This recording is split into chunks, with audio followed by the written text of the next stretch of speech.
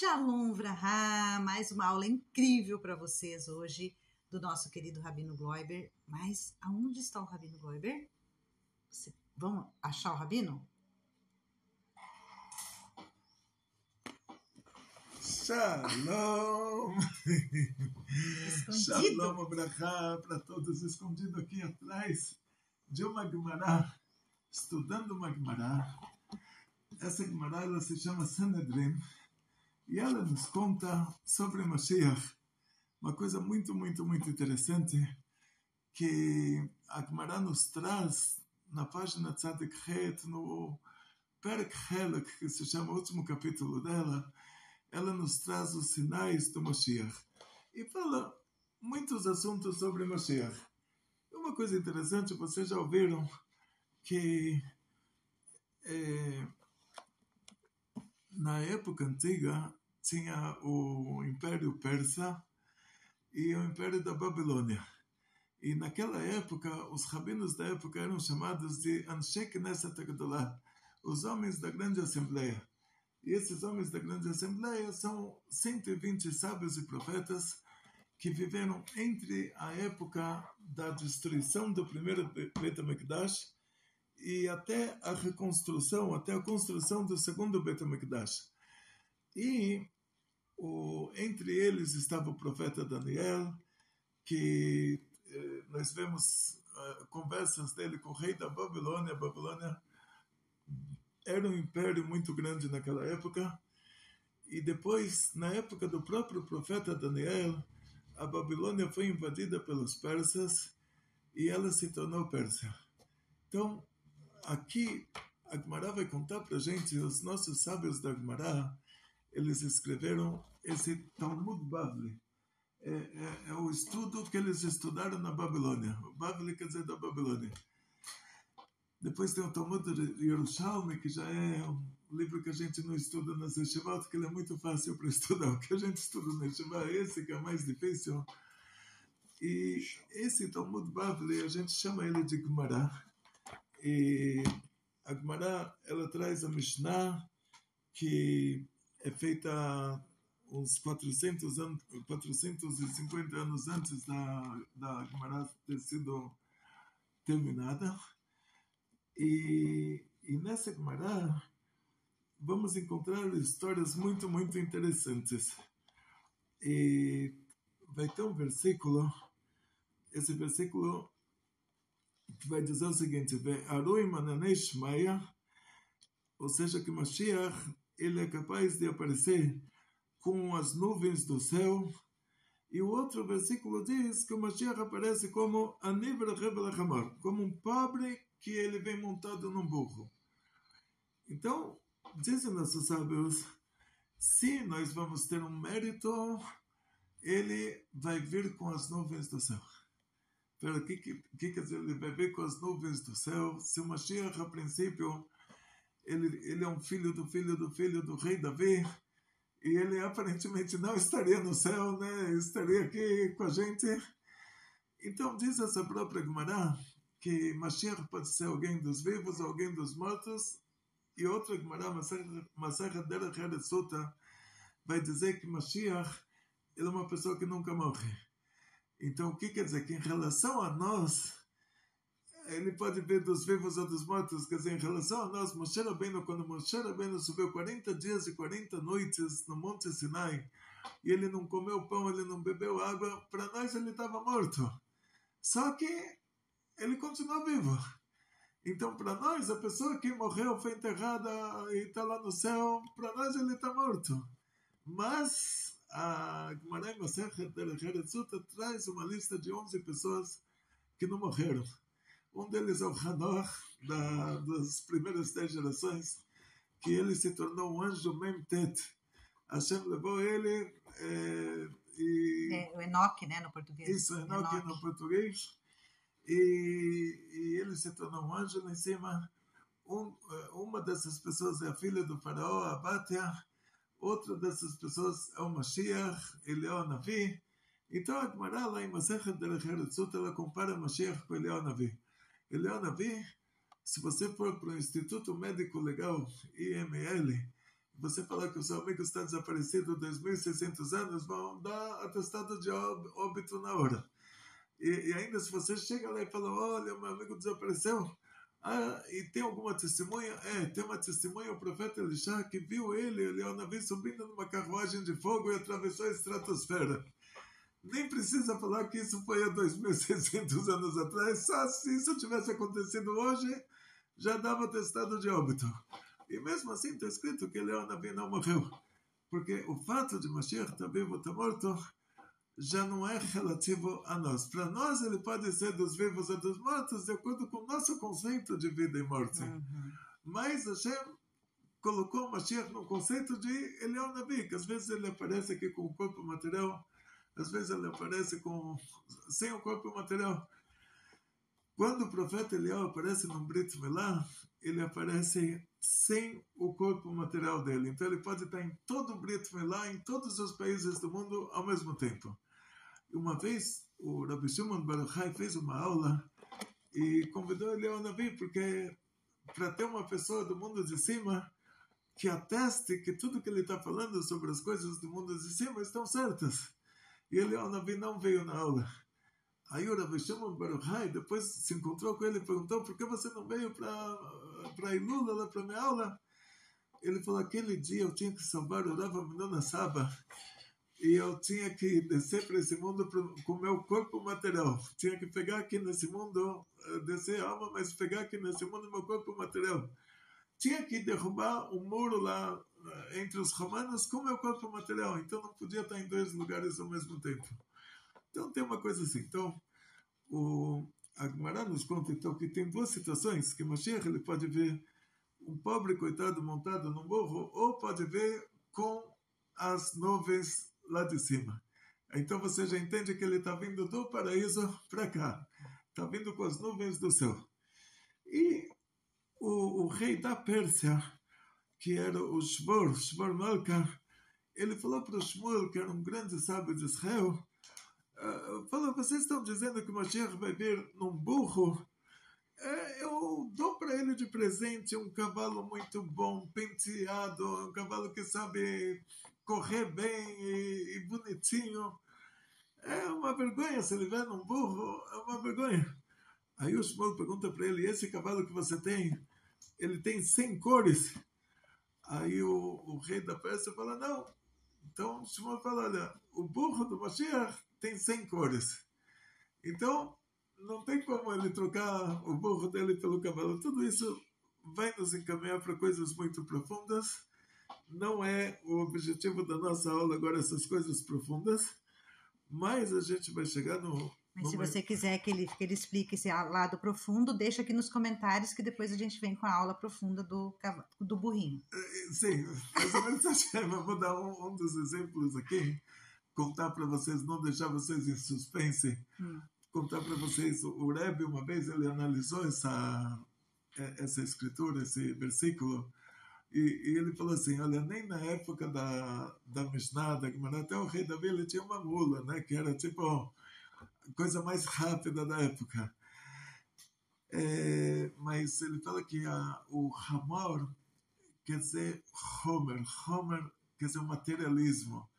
Quer dizer, se a gente não tem um mérito, Mashiach chega numa geração que ela é totalmente materialista. Geração que você pergunta para a criança o que você quer fazer, a criança vai te falar, eu quero passear no shopping, quero fazer compras. Mais ou menos a nossa, né? Mais ou menos a nossa. E o Rebbe falou, essa é a nossa geração. Quer dizer, a geração mais materialista que já existiu. A gente está o dia inteiro nos aplicativos aí no Amazon, no Shopee, não quero fazer propaganda, mas... Então o Rebbe diz que o Hamor, o burro, não é um burro de verdade, mas está mostrando que se a gente não tem o mérito, o Mashiach vai chegar numa geração totalmente materialista, e o Rebbe falou que essa geração somos nós.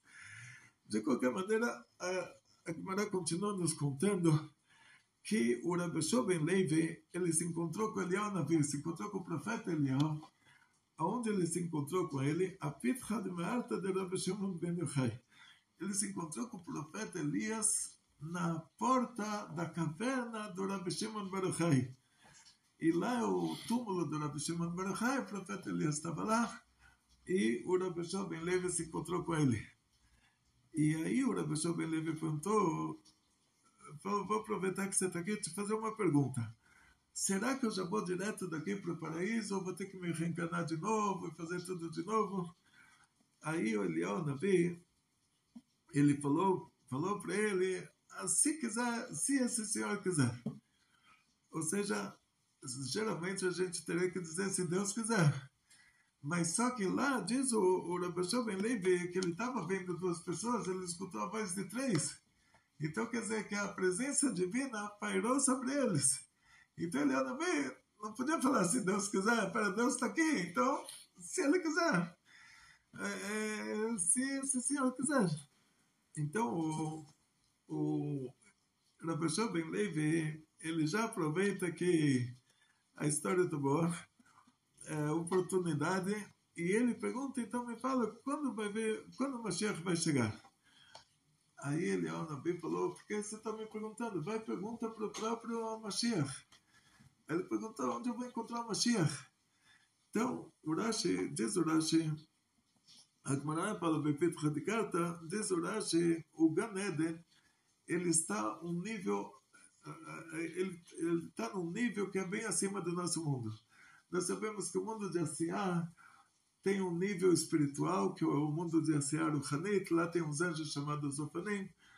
Acima disso já vai ter um paraíso, que vai ser o mundo da Yetzirah, e acima do mundo da Yetzirah vai ter o mundo da Briá, que é mais um paraíso. Então, o paraíso está num patamar acima do nosso. E lá no paraíso, lá de cima, vai ter um lugar que ele vai estar sincronizado com a porta da cidade de Roma. Você vai chegar naquele lugar no paraíso e você vai encontrar pessoas que, por incrível que pareça, eles estão no paraíso, mas eles estão trocando curativos. Pessoas feridas que cada um deles está trocando os curativos. E não pensa que essas pessoas são pessoas ruins, ao contrário, eles estão no paraíso. Porque eles são grandes tzadikim, então esses sofrimentos não são deles. Então o que eles estão fazendo? Aí ele traz o Isaías 53, ele fala, olha, o Mashiach está lá no paraíso ele está sofrendo os nossos sofrimentos, ele está sofrendo, está doente das nossas doenças. Ele não está sofrendo o sofrimento que ele fez alguma coisa ruim por causa disso. E então o Rabbi Shua Ben Levi chega lá no paraíso, naquele lugar sincronizado em cima da cidade de Roma, ele se encontra com a pessoa que está trocando uma ferida, que é um sinal que Eliyahu Navi deu para ele, que os outros tzadikim lá, eles estão trocando várias feridas de uma vez. Mas tem um que ele troca uma, depois ele abre outra, e ele conserta outra, porque ele diz que de repente vai ter lá, ele vai ter que descer com as nuvens do céu e ele vai aparecer, ele não pode perder tempo. Então, continuação. O Eliyahu Navi deu todos os detalhes, Rabbi Shua Ben Levi chegou no lugar certo, então ele se encontra com essa pessoa que, de acordo com os detalhes de Eliyahu Navi, esse é o Mashiach, e ele cumprimenta ele falou, Shalom Alecha, Rabi Morei, e o Mashiach responde para ele, Shalom Alecha Bar Levi. Então, Shalom Alecha, a paz sobre você, Bar Levi, filho do Levi. Então, daqui, depois o Eliyahu Navi vai falar, você tinha me perguntado se você vai direto para o paraíso, pela resposta do Mashiach para você, é você e o seu pai, vocês vão direto para o paraíso, vocês não vão precisar se reencarnar de novo. Isso que ele falou, Shalom Alecha, quer dizer, paz sobre vocês. Bar Levi, quer dizer, Alecha, você, Bar Levi, quer dizer, seu filho do Levi, do Levi. Então, você e o seu pai já vão direto para o paraíso, não tem mais com o que se preocupar. Aí o Rabbi Shua Ben Levi pergunta para o Mashiach, e matai katibar, quando você vai vir?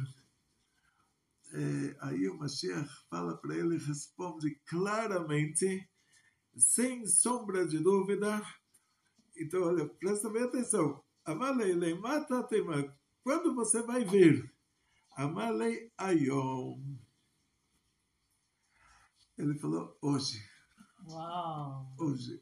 Aí, muito tempo depois, o Rabbi Shimon ben Levi se encontra novamente com o Leonovi.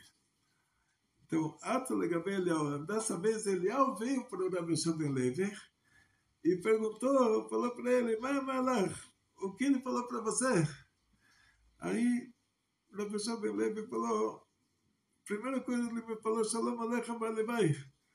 Aí o Eliyahu veio falar, ele falou para você que ele já está te prometendo para você e para o seu pai que vocês vão direto para o paraíso. Aí o Rabbi Shimon ben Levi falou, como eu posso acreditar nisso? Ele mentiu para mim no detalhe mais importante, agora eu vou acreditar. Ele mentiu para mim, ele falou, hoje eu vou vir.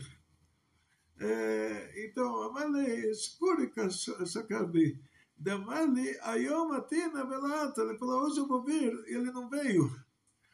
Aí ele, explicou para ele, Amale, Achamalach, ele falou, o que ele quis dizer para você é o seguinte, um versículo no Tehillim que diz, Ayom, hoje, Imbekolot Esma'u. Se você ouvir a minha voz, se você cumprir os meus mandamentos, hoje eu venho, se vocês fizerem Shubá, se vocês cumprirem os mandamentos, então Ayom, eu venho hoje. Mas se você ouvir a minha voz, quer dizer, essa primeira regra aqui, que o Rambam traz como princípio da fé judaica, que Mashiach, ele pode vir qualquer dia, não tem um dia específico. Ah, Gmará ele não vai vir na sexta-feira para não atrapalhar o Shabbat. O Rebbe falou, então ele vai chegar qualquer dia, inclusive sexta-feira, ele já vai explicar por que ele veio na sexta-feira. Ele já vai dar uma explicação. Ah, você vai falar, mas está escrito na Gemara, ele vai explicar. Então, a primeira coisa é que o Mashiach ele pode chegar a qualquer dia, mas o dia que a gente fizer Teshuvah. E então, o Rebbe falou que já é a nossa geração, não falou um dia específico, então todo dia a gente tem que esperar que vai ter a Geulah. E fazendo a coisa certa, né? Fazendo a coisa certa. Cumprindo os mandamentos. Isso é tão importante. Tem gente que vai rezar de carro. Então, no meio da semana, é uma mitzvah muito grande. Mas a pessoa no Shabbat, ele sabe Shabbat, é proibido acender fogo. Então, ele fala, ele vai para a sinagoga, ele liga o carro, acende fogo lá dentro do motor. Sinagoga, Yom Tov. Ou no Yom Tov, no Shabbat, acende um fogo para ir rezar na sinagoga. Você fala, pô, esse cara aí, no negócio dele, na fábrica dele, ele não ia fazer uma coisa dessas. No negócio dele, ele não faria um absurdo desses, assim. Ele se comportaria de acordo com o que precisa, Se né? você mora longe da sinagoga, Abba, e você está no Yom Tov ou no Shabbat, sim. Vou colocar Yom Tov, né? Porque no Shabbat chega a dar um embrulho no estômago de você pensar que uma pessoa vai de carro no Shabbat, né? Aí você mora longe da sinagoga, você vai de carro, e aí você... Eu tô aqui só porque nós estávamos com tanta saudade do Abba, né? Que eu deixei virado para lá. E aí a pessoa vai de carro porque ela não quer perder, né? Ou tá ali, não quer perder o Hag, e vai de carro. É melhor ela ir para não perder o Hag ou não ir, se é Yom Tov, de carro? Muito bom. Então, na prática, assim, está escrito na Torá que é proibido acender fogo no Shabbat. É proibido no Yom Tov fazer um novo fogo. Fazer um novo fogo, quer dizer, acender um fósforo no Yom Tov, você também não pode. Você pode passar de um fogo para o outro. Acender um fogo no Shabbat, você não pode nem passar de um fogo para o outro. Então, se você sabe que isso é um mandamento da Torá, e está escrito explicitamente, não vão acender fogo em todos os seus lugares no dia do Shabbat. E você está indo para a sinagoga porque você acredita em Deus, então você já vai chegar lá, você quer deixar Deus já triste, traumatizado, e falar, oi, velho, que essa pessoa... Vou dar um exemplo para vocês, agora desculpa o exemplo. Você está em Xinjiang 53. Mas desculpa o exemplo que eu vou dar agora, mas eu sou obrigado a dar esse exemplo para vocês. Está escrito na Torá que a gente não pode aceitar como doação para o Beit HaMikdash, para o Mishkan, para o Beit HaMikdash, um etnan zoná, quer dizer, o salário da prostituta, e o Mehir Kelev, e o preço do cachorro, o pagamento pelo cachorro. Então, por que a gente não pode aceitar o salário da prostituta? Porque, coitada, ela vai fazer hora extra para dar tzedakah. Se a gente pudesse aceitar isso para o Beit HaMikdash, ela ia falar, olha, cada dia estou com 2 homens aqui para pagar minhas contas, vou fazer mais 5 para dar de tzedakah para o Beit HaMikdash. Se a gente fosse aceitar, a gente estaria incentivando ela a continuar, coitada. Essa vida que ela está jovem, daqui a pouco ela já passou da idade, ela já sofre a vida inteira, não montou uma família, não teve uma vida normal, a gente ainda vai motivar ela a trabalhar, né? A fazer hora extra por causa da tzedakah. Então, a gente falou, olha, não aceita o Etnan Zoná para que ela... Não faça mais isso. Não motivar ela. Se ela quer dar uma tzedakah, então faz outra coisa para dar essa tzedakah. O preço do cachorro também. O cachorro é uma coisa perigosa. Deus me livre, não precisa perguntar para os pediatras da cidade quantas crianças já não precisaram de costura e tudo por causa de mordida de cachorro. Então, vou incentivar a criação de cachorro. O cara vai falar, olha, tá vendo, cada 10 cachorros que eu vendo, o 11º, eu dou o que eu ganho por ele, eu dou para o Beit HaMikdash. Então, não quero que você crie cachorros, eu quero que você... Não vou aceitar tzedakah do cachorro, da venda do cachorro, porque eu não quero que você venda cachorros. Vai vender ovelhinhas e cabritinhos e coisas mais... que não são prejudiciais, não são perigosas. Então, quando a gente chega nesse ponto que se a Torá estivesse pedindo para a pessoa profanar Shabbat, acender fogo no Shabbat, para ir para a sinagoga, é pior do que o salário da prostituta, é pior do que o preço da venda do cachorro. Quer dizer, a Torá não ia falar para você, faz uma coisa dessas, não ia te motivar a acender fogo de sábado, da sexta-feira, a partir do pôr do sol, até o sábado, na saída das estrelas. A Torá não ia te falar, acende fogo de sábado para ver rezar na sinagoga. Deus me livre. A reza pela Torá é você pedir para Hashem o que você precisa na hora que você precisa. Então, por isso que as mulheres também são obrigadas a rezar. Porque se a reza tivesse um tempo fixo, se você falasse, olha, eu sou obrigado a ir Shabbat na reza, na sinagoga, porque tem um tempo determinado, então as mulheres estariam isentas. Mas reza pela Torá, você pedir para Hashem o que você precisa na hora que você precisa. Então, se você perguntar para qualquer rabino que eu chamo de rabino de verdade, que a gente costuma falar no Brasil. Da Alahá. Rabino de acordo com a Alahá, de acordo com a lei judaica, porque hoje tem aí rabino messiânico, rabino reformista, rabino vai saber de que religião e... Rabino da Cabala, rabino do dinheiro, não sei, todos os derivados aí. Hoje quando a gente fala rabino de Alahá mesmo, de acordo com a lei judaica, você vai perguntar para o rabino, de acordo com a lei judaica, o que seria melhor? Eu estar Shabbat na minha casa, eu posso até comprar um sidur, descontar o dinheiro desse sidur do dinheiro desse tzedakah para comprar o livro de rezas, deixo esse livro de rezas na minha casa, eu chegando no Shabbat eu rezo o quanto eu consigo, rezo na minha casa mesmo, ou eu acender fogo de sábado, obrigar o marido a acender o fogo, a pegar o carro, para levar ela para a sinagoga, coitado desse marido aí, a Eva dando a fruta para Adão, falando para ele, olha, eu comi e não morri, você vai comer, você não vai morrer também, e ele falando para ela, como você sabe, entende? Quer dizer, Deus me livre, fazer o marido ligar o fogo no Shabbat para se levar para a sinagoga, ou você própria dirigir até a sinagoga, isso é um absurdo. Mas você gosta do ambiente da sinagoga? Então a sinagoga organiza no meio da semana eventos, tem um monte de eventos na sinagoga, então tem que pedir para a sinagoga organizar mais eventos durante a semana. Aulas para as mulheres de noite, eventos de todos os tipos.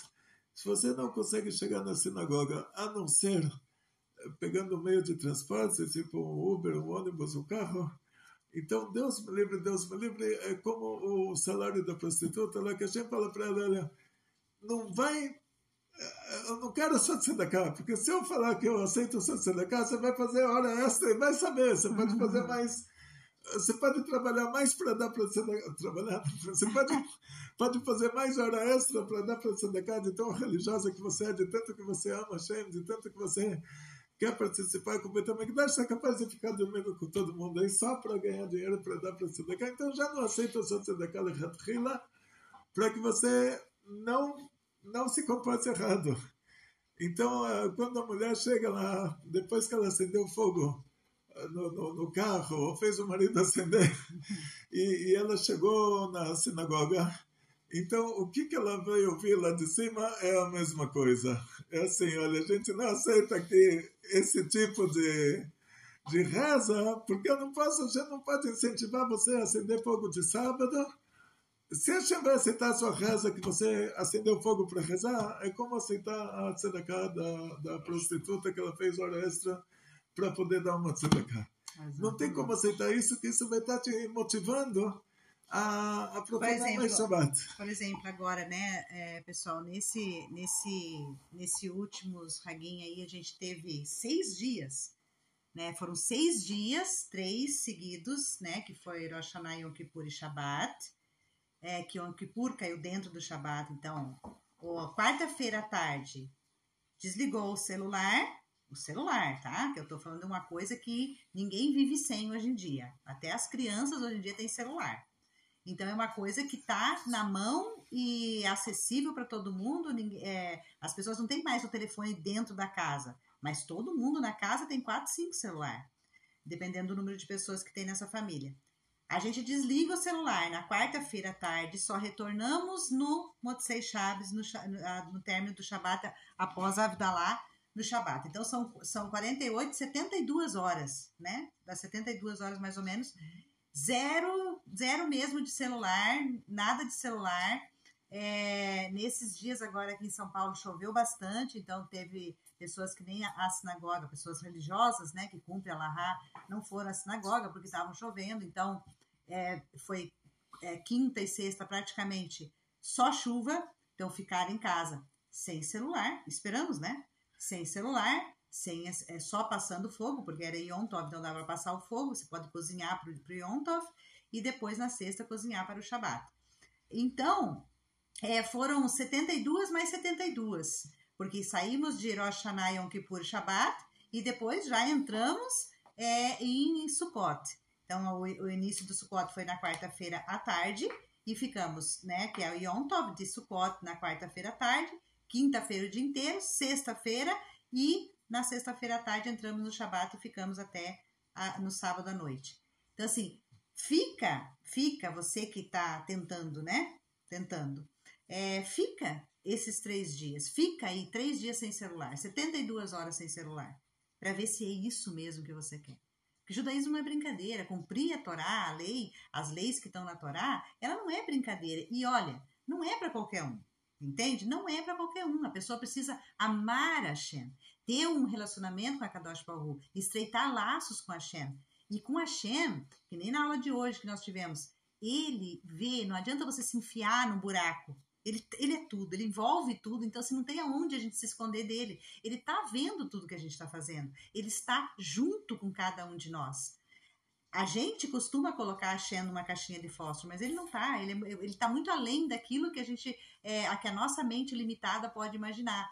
Então, se você quer seguir em frente, fica 72 horas sem celular. Fica 72 horas sem acesso ao celular, sem fazer o que você está acostumado a fazer, porque se você quer cumprir a Lahá 100%, porque você é obrigado a cumprir, não tem negociação, você tem que se permitir passar por essas experiências para ver se é isso que você está vivendo, não é uma paixão efêmera por Hashem, pela Torá. Se é mesmo uma coisa verdadeira, uma coisa que vem de você com a Kadosh Baruch Hu, de alma judia para Hashem, entendeu? Para você não decepcionar e não decepcionar o judaísmo. Então, muito, muito obrigado pelas lindas palavras. Então, aqui nós vamos separar entre 2 categorias de pessoas. Uma pessoa que quer se converter ao judaísmo, Então ela tem que estar consciente do que ela vai fazer. Não adianta, depois, Deus me livre, a pessoa optou por ser judeu e depois que fez a conversão não cumprir os mandamentos divinos, Deus me livre, Deus me livre, Deus me livre. E outra categoria é uma pessoa que ela já nasceu judia. Então dela já é cobrado isso desde que ela fez 11 anos de idade. Então ela não vai poder pedir para o marido ligar o carro para levá-la para a sinagoga, ela não vai poder ela própria ligar. E o pior é que depois, se ela chegou na sinagoga de ônibus, de carro, de Uber, e ela vai rezar, como a Hashem vai poder receber a reza dela se a Hashem não pode motivar ela a fazer isso? Se a Hashem vai aceitar a reza dela, aí todo Shabbat ela vai profanar Shabbat novamente. É como o salário da prostituta. Sim. Tipo, se a Hashem aceitasse a tzedakah dela, ela iria fazer hora extra para dar tzedakah. Então, para não motivar ela a fazer a coisa ruim, Hashem é obrigado a não aceitar essa tzedakah. Da mesma maneira, se Hashem vai aceitar essa reza, ele está motivando ela a profanar Shabbat. Então, assim, compra um siddur, faça a decoração da sua casa, assim, como uma decoração mais judaica, ou pelo menos num cantinho da sua casa, faça uma decoração mais judaica, reza lá. Ou mesmo se você não tem essa decoração mais judaica, reza em qualquer lugar, só não reza dentro do banheiro que tá bom. Porque a finalidade é essa, né? A finalidade é essa. E aí corre nisso, né, nessa parte que o senhor estava falando do Mashiach. Hoje eu vou vir. Hoje, se você cumprir Torá, se você cumprir Alahá, se você fazer a coisa certa, a Hashem vem hoje. Então, assim, eu vejo as pessoas reclamando da situação que está o nosso mundo. Lógico, estamos numa geração que a gente pode classificar ela como doente. Estamos realmente numa geração de pessoas doentes, porque, assim, hoje nunca se viu falar tanto sobre vários tipos de doença e cada dia aparecendo mais doenças que a gente nem imaginava que ia aparecer. E tem pessoas que têm todas elas, têm todos os sintomas, porque elas se identificam. Hoje as pessoas elas se identificam com as mazelas que a gente vê atrás das câmeras, com o estado de calamidade se dissolvendo que a gente vê nas notícias. Então, a gente está numa geração assim. Mas aí tem as pessoas corretas, as pessoas que querem realmente fazer o que é correto e que rezam da maneira correta e que não vão na sinagoga de carro e que não fazem, que cumprem a Alahá e que essas pessoas, por mais que elas sejam a minoria, elas estão querendo que o Mashiach venha hoje. Então, assim, não adianta hoje a gente reclamar que a coisa está ruim, reclamar das coisas já é um problema sério. A gente não pode reclamar. O Rabino sempre ensina a gente, esteja alegre, por mais que a situação não esteja favorável a teu favor, mas esteja alegre, porque é só assim que a gente vai conseguir mudar a situação do mundo. Então, assim, eu reclamar, eu jogar pedra no outro porque o outro está fazendo, ou etc, não vai adiantar. Eu tenho que ser. A gente faz judaísmo para Hashem, a gente faz judaísmo. O teu judaísmo o teu relacionamento é você e Hashem, nunca é você e o outro. Então o outro não tem nada, você não tem nada a ver com a vida do outro e nem o outro tem nada a ver com a sua vida. Mas se você quer uma Mashiach, se você não está contente com a situação que a gente está vivendo hoje, na degradação do nosso mundo, com tudo que está acontecendo, se você quer, eu vejo as pessoas brigando, direita, esquerda, e não sei o que, e guerras para lá e para cá, mas eu só vejo elas discutindo sobre o assunto, mas fazendo alguma coisa para mudar isso, cumprindo Torá, cumprindo Mitzvot, que é isso que a Hashem quer, para a gente trazer o Mashiach, isso a gente quase não vê. A gente vê as pessoas reclamando, e isso é um erro, na minha opinião. Então, Rabbi Yosef ben Kisma, ele, antes de falecer, aqui a Gemara nos conta, muito, muito interessante, que ele pediu para os alunos dele enterrarem ele bem, bem fundo. E os alunos perguntaram por quê. Então, imagina, o dia que ele ia falecer, ele já, de testamento, ele falou que vocês me enterram fundo. Ele falou, porque não vai ter em kol dekel bedekel שבבבל שאין סוס של פרסים נקשה בו ואין לך כל ארון וארון שבארץ ישראל שאין סוס מדי אוכל בו תבן. Ele falou assim, que não vai ter uma tamareira na Babilônia que não vai ter o cavalo dos persas amarrado nela, e não vai ter Aron metem um caixão de defunto na terra de Israel, que eles não vão desenterrar para fazer o equipamento para os cavalos comerem. Então, sim. Então, o Rashi, ele diz aqui, ele explica essa passagem,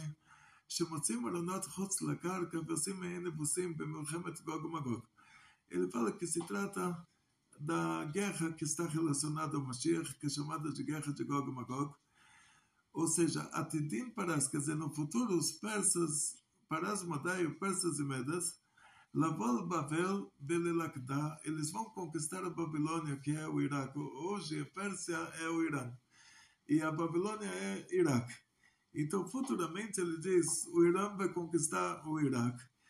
E toda a terra da Babilônia, toda a terra do Iraque, ela vai se encher, ficar totalmente cheia com os exércitos da Pérsia e da Média. E de lá eles vêm para a terra de Israel e conquistam ela. Então, é interessante que esse detalhe que o Rabbi Yosef Ben Kisma falou e que o Rashi explicou, é um detalhe que se tanto o Rabbi Yosef Ben Kisma quanto o Rashi, eles não conheciam a geografia do Irã, a geografia da Pérsia. Então, tinha uma guerra entre o Irã e o Iraque. Na época do Saddam Hussein, morava em Israel, e o Saddam, ele fez uma guerra contra o Irã, uma guerra de muitos e muitos anos, morreram lá número de pessoas assim, absurdo. E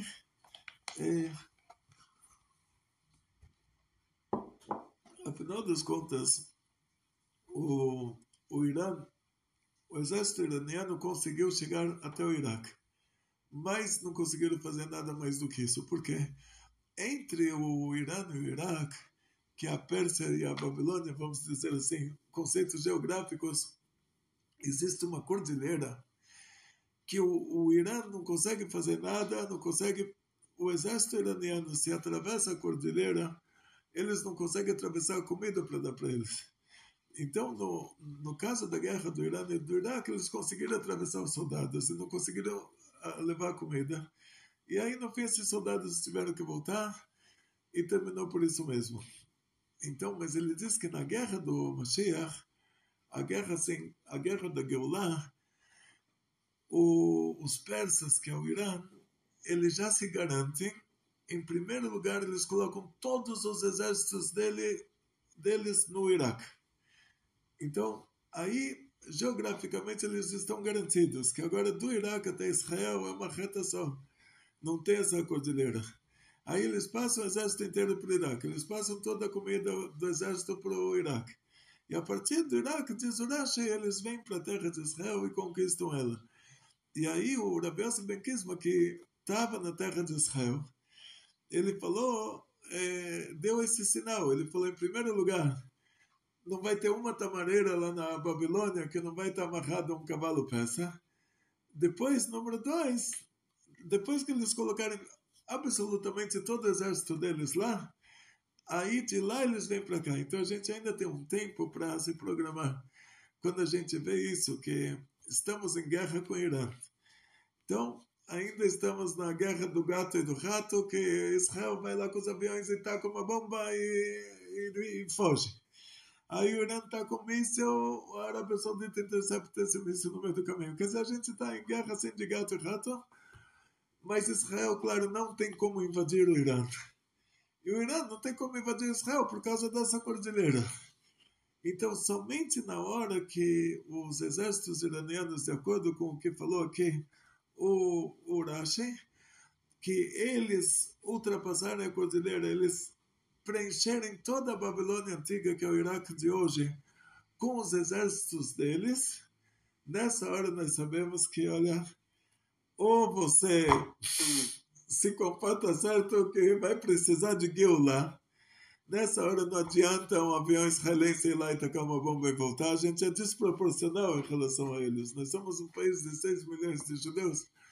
com 2 milhões de árabes, não sei, você pega a população de Israel é bastante, mas tem bastante árabes lá, e contra um país de 90 milhões de... Não quero entrar em detalhes, assim, é muito desproporcional. Agora, na profecia do Gog e Magog, está lá que eles vão ter um aliado do fim do mundo. E uma vez eu peguei uma régua no planisfério, que ele fala que os persas, nessa guerra do futuro, eles vão ter um povo aliado do fim do mundo que vai vir ajudar eles. Eu peguei a régua do Irã até o fim do mundo, até o Oceano Pacífico, até terminar a terra que você pode pisar, até a pessoa cair na água. Aonde você chega? Na China. E eles fizeram uma aliança com os chineses. E fizeram aliança com a Coreia do Norte, que também é outro povo de fim de mundo. E fizeram uma aliança com a Rússia, que é outra profecia, que o Esav e o Ismael, eles se unem. E ainda tem uma profecia que o mundo inteiro vai estar contra a gente, então para isso tem a ONU, para cumprir essa profecia, que é o mundo inteiro contra nós. Mesmo que isso, na prática, não muda muita coisa, mas é a profecia que o mundo inteiro está contra nós. Então, na prática, assim, temos ainda um tempo para fazer tshuva, quer dizer, por enquanto está lá, um taca daqui, outro taca de lá, então o Irã tem as proxies deles, que é o Hamas na faixa de Gaza, e o Hezbollah do Líbano, e o Hezbollah da Síria, e o Hezbollah do Iraque. Por enquanto é guerra de facções, né? Facções, quer dizer, a gente ainda pode fazer tshuva, porque na hora que começar isso de verdade, como disse o Rashi aqui, como falou o Rabi Yossi Ben Kisma, na hora que começar isso de verdade, aí já é o Geulah ou Geulah. E se o comportamento da pessoa muda? Se o comportamento do... Porque é uma regra a Geulah, o Mashiach, vir com a guerra de Gog e Magog, ela é uma regra? Ou pode ser que não, que se a gente mudar o comportamento, se a gente começar a ser pessoas que cumprem a Lahá, venha de outra forma. Muito bom, pergunta muito, muito boa. E a resposta para isso é simples. Em davar omed bepnei tshuva. Não existe uma coisa que possa ficar em pé na frente da tshuva. Então, tem um caso assim, que o Sanherib, ele era o rei da Assíria, um caso nessa própria Gemara. O Gemara nos conta que o Sanherib era o rei da Assíria, e naquele tempo o mundo não era tão grande assim, o mundo era do Vale do Rio Indo até o Nilus, lá onde tem as pirâmides do Sudão. Tudo aquilo era o mundo, o resto era a floresta amazônica. O mundo civilizado era só o pequeno Oriente Médio. E o Sanherib conquistou tudo, pegou as nossas 10 tribos, mandou eles, vai saber para onde, pegou aqueles egípcios dos hieroglifos, mandou eles também para o Escafundão. Só sobrou nós, sobrou a Judeia. Então, ele cercou a Judeia com todo o exército dele, e aquilo deveria ser assim, Deus me livre, o Gog e Magog. Então, o rei da Judeia, o Hizkiyahu, era um grande Baal Teshuvah. Ele estava muito doente, ele estava de cama, ele conseguiu se virar para o lado da parede, e tem quem diz na Gemara que nem isso ele conseguiu de tão doente que ele estava, mas ele rezou das paredes do coração, por causa que todo mundo estava se comportando de acordo com a vontade divina. Hashem fez um milagre sobrenatural, veio o anjo Gabriel, se revelou, e todo aquele exército da Assíria foi exterminado. Todo mundo morreu. Na hora, só sobraram 5 pessoas que a gente fez um milagre para eles não morrerem. Que foram o próprio rei da Assíria. Mas depois que os filhos mataram ele. Espera continuar, porque aí ele fez um juramento que ele vai sacrificar os filhos. Né? Ele tinha um pedaço da Arca de Noé, que era o Deus dele. Então, aí os filhos mataram ele. Sobrou ele, o Adrimelech, o Sheretzer, que eram os 2 filhos, que a gente fez um milagre para eles não morrerem, porque deles iriam sair mais futuramente Shemaia e Avtalion, que eram 2 grandes tzadikim, que foram os professores do Hillel e do Shammai, que se converteram ao judaísmo, Shemaia e Avtalion. E o Nebuzaradan, Nebuchadnezzar, que é o futuro general e rei da Babilônia, também Hashem manteve eles vivos para que, se a gente fizesse tshuva depois na época da Babilônia, eles ficariam com medo, que eles já viram milagres, eles imaginariam que isso pode acontecer novamente. Então, na prática, assim, tivemos um precedente disso. Diz a Gemara que Hashem queria fazer o Sanherib Gog Magog, considerar o Sanherib Gog Magog e considerar o Hizkiyahu Mashiach. Só que depois de um milagre tão grande, eles não falaram Mashirah, eles não falaram cântico para Hashem. Por isso que eles perderam a oportunidade. Mas daria para considerar o Sanherib Gog Magog, mesmo que terminou daquela maneira, e daria para considerar o Hizkiyahu Mashiach. Então a gente tem isso. Quando a gente faz tshuva da maneira correta, aí não existe uma coisa que possa se posicionar na frente da tshuva. Exatamente. E sempre agradecer a Hashem. Sempre agradecer a Hashem por tudo. Coisas pequenas que acontecem na vida da gente, louve a Hashem. Agradeça a Ele. Fala, obrigado, Deus. Obrigado, Hashem, porque você controla o mundo.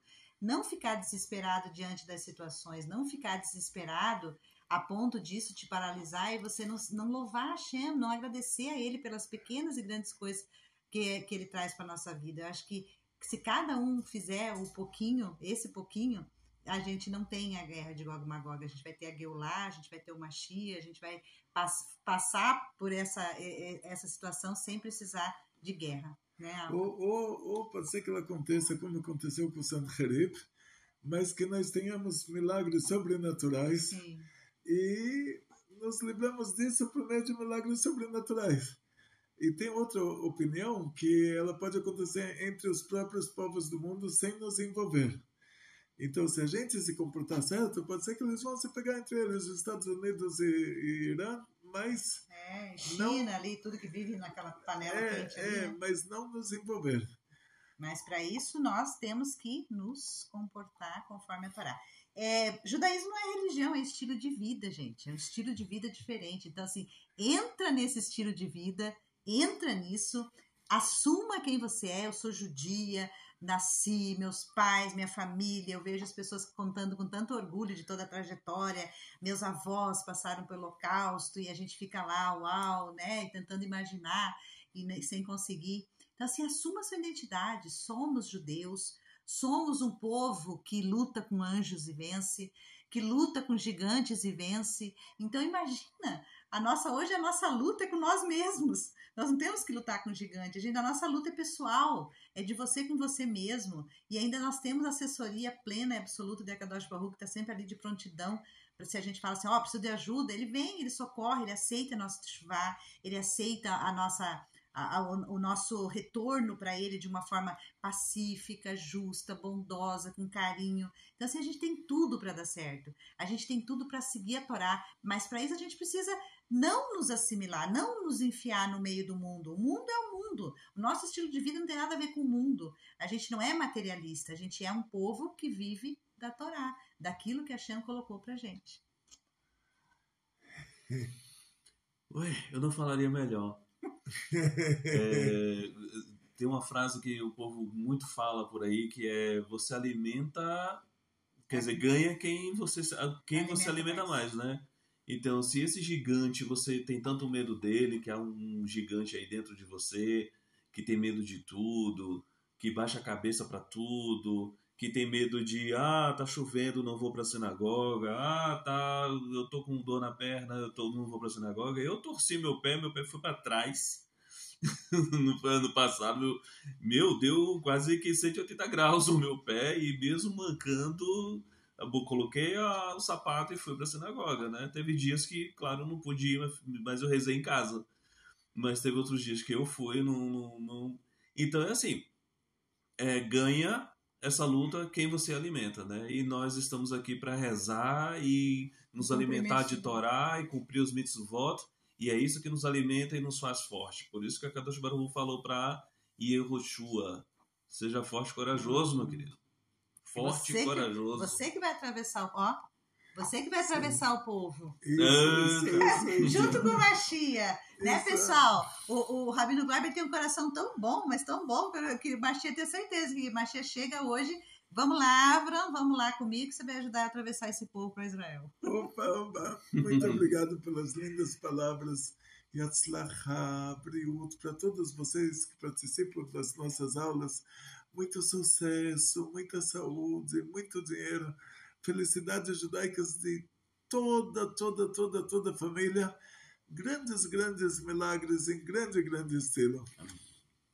Bekoltov. Bekoltov. Bekoltov.